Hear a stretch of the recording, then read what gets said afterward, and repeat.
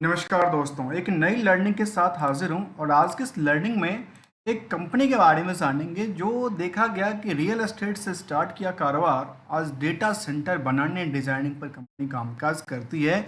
और कंपनी का नाम अनंत राज है। और ये भी कह सकते हैं कि अभी लगातार अपनी हायर टू हायर को लगातार तोड़ रही है और अपने रिकॉर्ड को तोड़ के ऊपरी सतह के लिए अपनी जगह बनाती हुई नजर आती है अपनी मार्केट में। जो कि स्टॉक मार्केट के रिएक्शंस की बात करूं, क्या कंपनी का जो ग्रोथ लेवल लेवल है क्या उसी अकॉर्डिंगली चलता है या कुछ और आंकड़ा देती है। Trending view and the technical view दोनों में कोई डिफरेंट तो निकल के नहीं आती।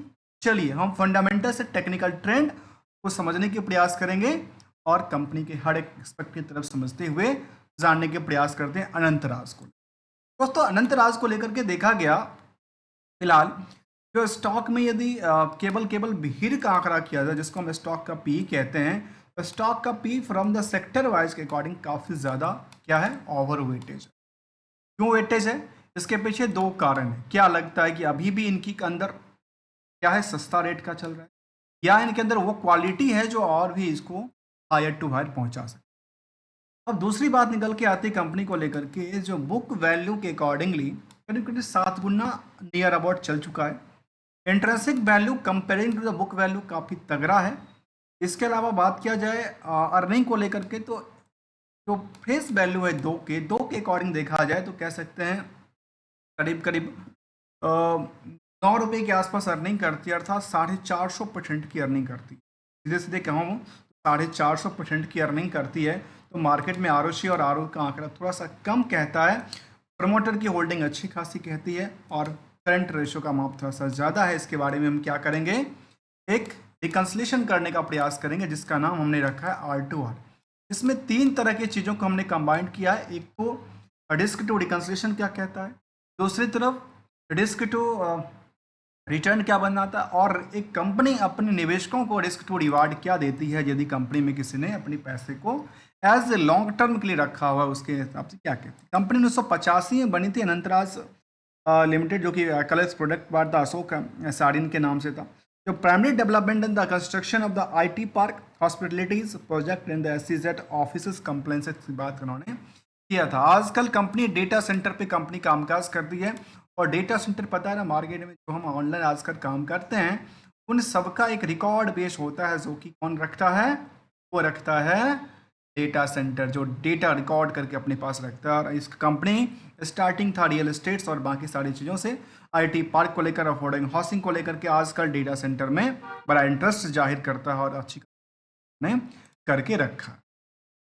कुछ एस्पेक्ट की तरफ चला जाए तो कंपनी के बारे में यदि हम फंडामेंटल की कुछ स्टेटमेंट तरफ चलते हैं तो हमारे सामने दिखता है कि इनका कंपनी का जो फाइनेंशियल सिचुएशन रहा है समय क्वार्टर ऑन क्वार्टर बेसिस का लेकर के, तो अच्छी खासी ग्रो किया है।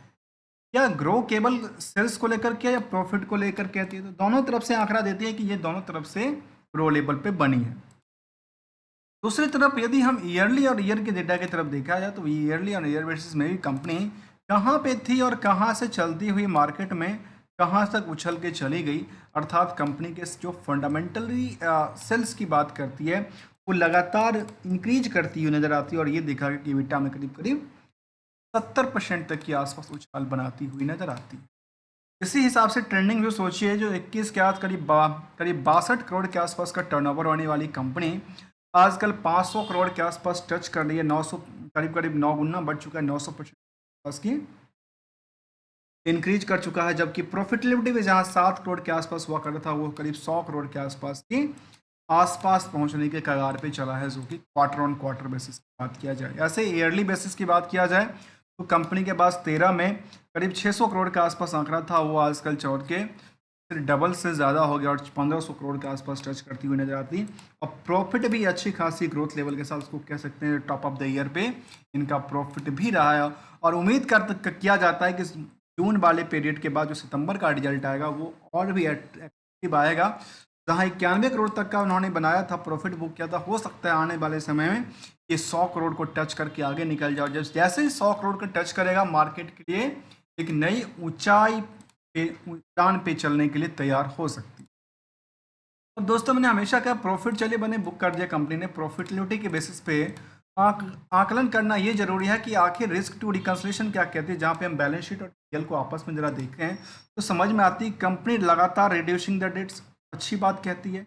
दूसरी बात करती कंपनी को डेट्स करंट रेशो का थोड़ा सा ज़्यादा का आंकड़ा दिखाती है, लेकिन उसके पीछे कुछ रिस्क फैक्टर भी कहता है। तो कहता है 100 करोड़ के आसपास का इनका मार्केट में रिस्क लगा हुआ था। और नंबर ऑफ डे की यदि बात किया जाए तो कहती है 25 दिन का है। सोचिए, नंबर ऑफ डे के अकॉर्डिंग बिल्कुल रिस्क फ्री कहती है, और यहाँ के अकॉर्डिंग यदि 100 करोड़ का आंकड़ा भी देती है।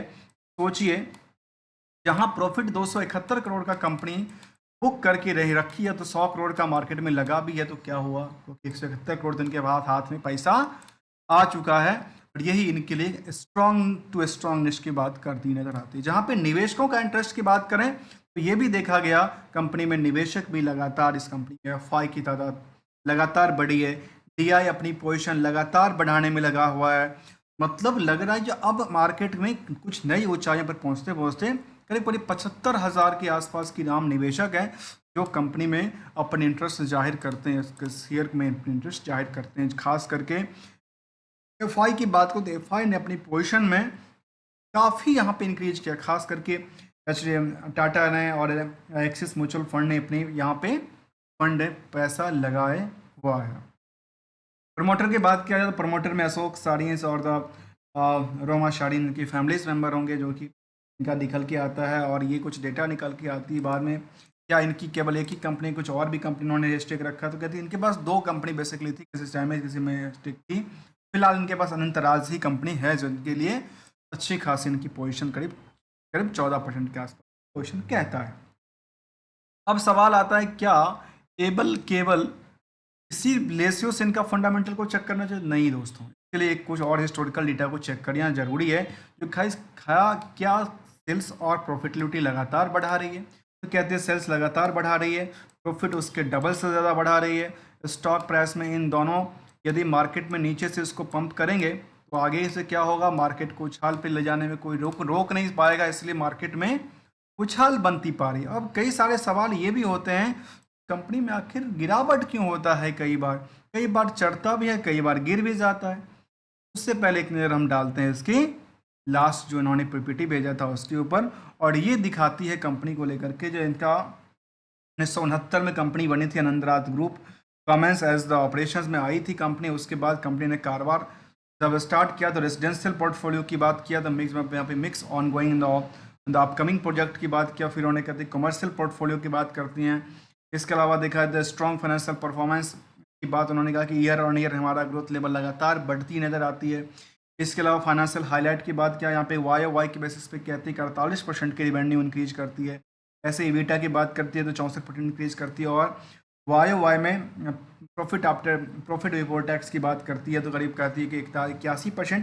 प्रॉफिट आफ्टर टैक्स की बात करती है तो कहती है 82% के आसपास की उछाल बनाती नजर आती है। Company states residential data centres experience को लेकर के रिसेंटली उन्होंने काम स्टार्ट किया था। कहते हैं comments on the additional 3 megawatts at the Manesar in the Q1। Manesar में इनका एक प्रोजेक्ट चालू हुआ था, यहाँ पे operational capacity of the 6 megawatts additional strength of the work of the Panchkula is on goings. और पंचकुला में भी डेटा सेंटर की उन्होंने बात किया था। इसके अलावा कहते हैं कि निश्चित IT lead of the 7 megawatts की को लेकर कहते हैं कि ट्रैक टू द डिलीवर, और टोटल हो जाएगा 28 megawatt in the IT load by financial 25 के अंदर इनका हो जाएगा। फिर उन्होंने अपनी बात को लेकर कहा, और बड़ी तो उन्होंने अपने इन्वेस्टर को लेकर अपडेट दिया, जहाँ पर डेटा सेंटर अपडेट को लेकर कहा कि इनके पास डेटा सेंटर में ये सारी चीज़ें इन्फॉर्मेशन हैं। सब चेंजिंग ऑपरेशनल लैंडस्केप की बात किया है, गीगावाइट्स में कहती है परसेंटेज ऑफ। एक तरह से ये देखा जा सकता है कंपनी एक अभी करंट सिचुएशन में कंपनी एक डेवलप्स कंपनी कामकाज करती है, जहाँ पे डेटा सेट है द मानेसर में इनका डेटा सेंटर बना है, उसके लिए क्या है मानेसर को लेकर कहा है। फिर कहते हैं कि रेजिडेंशियल प्रोजेक्ट पोर्टफोलियो अच्छी खास इनके पास रेजिडेंशियल कॉमर्शियल है बाकी। जहाँ पे कहते हैं ऑनगोइंग प्रोजेक्ट में Anantraj states, Anantraj independent floor और अशोक स्टेट्स के नाम से भी इन्होंने कुछ प्रोजेक्ट और कॉमर्शियल और रेजिडेंशियल की बात उन्होंने रखी है। अब यदि इन सभी एस्पेक्टों से ठीक ठाक लग रहा है तो कंपनी को लेकर के पीयर्स में देखा है तो पीयर्स में DLF, मैक्रोटेक्स, गोदरेज जैसे कंपनी शामिल है। इनके लिए कुछ एक्स्ट्रा बात ये निकल के आती है, जो कंपनी रिसेंटली डेटा सेंटर के लिए कंपनी कामकाज डेटा सेंटर बनाने में इंफ्रास्ट्रक्चर में कंपनी का कामकाज रहा, जो कि आज के टाइम जमाने में एक नया आयाम बनने की कगार पे चलता है। और इस कंपनी को लेकर के एनालिसिस पार्ट ये कहती है जिसका रिड्यूसिंग द डेट्स, बाकी गुड प्रॉफिट गुड क्वार्टर की बात कर रही है, लगातार कर रही है, जिसकी वजह से मार्केट में एक नई ऊंचाई तक पहुंचने में मदद मिला है। और देखिए यहाँ पे मार्केट में थोड़ा गिरावट भी हुआ था। गिरावट का मतलब होता है प्रॉफिट बुकिंग, और प्रॉफिट हमेशा कोई ना कोई करती रहती है। एक को खरीदना है, एक को बेचना है मार्केट में। आखिर मार्केट में जितना ज़्यादा इंटरेस्ट रहेगा, ट्रेंडिंग की बात रहेगी, यदि भर भर के लोग खरीदार नया प्लेयर आते हैं तो मार्केट को लिए ऊंचाइयों तक पहुंचाने में काफ़ी मदद मिलता है। और यही इसका आंकड़ा जहाँ पे बड़ी वॉल्यूम, लंबी वॉल्यूम भी मार्केट में आती हुई देखा। जबकि कंपनी की तरफ से रिस्क टू रिवार्ड में देखा जाए तो कंपनी कुछ देती है कि नहीं देती अपने निवेशकों को, तो कहती है कंपनी हर साल कुछ ना कुछ देती है, और लेकिन परसेंटेज काफ़ी कम होता है कंपेरिजन टू द इनकी मार्केट रेट के अकॉर्डिंग देखा जाए। अब देखा जाए तो मार्केट रेट के अकॉर्डिंग देखा जाए तो मार्केट रेट कहती है करीब 700 सवा 700 आज ही देखने को मिला कि सोचिए 10% के सर्किट के साथ कंपनी का कारोबार देखने को मिला है। और एक तरफ और देखा जाए कुछ लेटेस्ट अपडेट की तरफ तो कुछ और अपडेट कंपनी देती कहती है वॉल्यूम लगातार उछाल करती हुई नजर आती है। और इसके अलावा देखा जाए सेगमेंट वाइज, तो सेगमेंट वाइज भी इसका हम डिटेल एक बार देखते हैं यदि कंपनी ने कुछ शेयर किया होगा। ऐसा कोई भी अपडेट कंपनी ने नहीं दिया है, तो हमने दोस्तों समझने का प्रयास किया कंपनी को लेकर के आगे चल करके जिस तरह से इनका रिएक्शंस बना है, तो आगे चल के जिस तरह से हाई टू हाई बनाने में कामयाब होती नजर आती है। ऐसा लगता है कि 1000 के आसपास तो रिसेंटली क्रॉस होने के चांसेस ज़्यादा बनती है। यदि इनके मार्केट थोड़ा सा डीप जाता तो अपनी खुद की रिस्क फैक्टर के अकॉर्डिंग देखना चाहिए और खुद का एक्सपेक्टेशन देखना चाहिए। फाइनेंशियल रिस्क कितना कहता है, एक्सपेक्टेशन कितना कहता है, क्योंकि प्रॉफिट वहीं पे बनता है। जब तक प्रॉफिट नहीं करेंगे तब तक बैंक में पैसा नहीं आएगा, तब तक आप यूटिलाइज उसको कर नहीं पाएंगे। इसलिए दोस्तों हमने समझने का प्रयास किया आज की लर्निंग में अनंत राज लिमिटेड को लेकर के, जो कि data centre, real estate, commercial buildings and अलग अलग प्रोजेक्ट को लेकर कंपनी कामकाज करती रही है। मिलते हैं कुछ नई कंपनी के साथ, स्ट्रेटजी के साथ। तब तक के लिए दोस्तों हमारे साइड से कोई भी ट्रेडिंग्स की बात और ना कोई एडवाइजरी की बात शामिल है, only as a learning point of view से। यदि लर्निंग्स आपको अच्छा लगे तो वैल्यू एडिशन मिलता है तो चैनल को सब्सक्राइब, वीडियो को लाइक कर सकते हैं। मिलते हैं कुछ नई स्टडी। ये enjoy and thank you so much.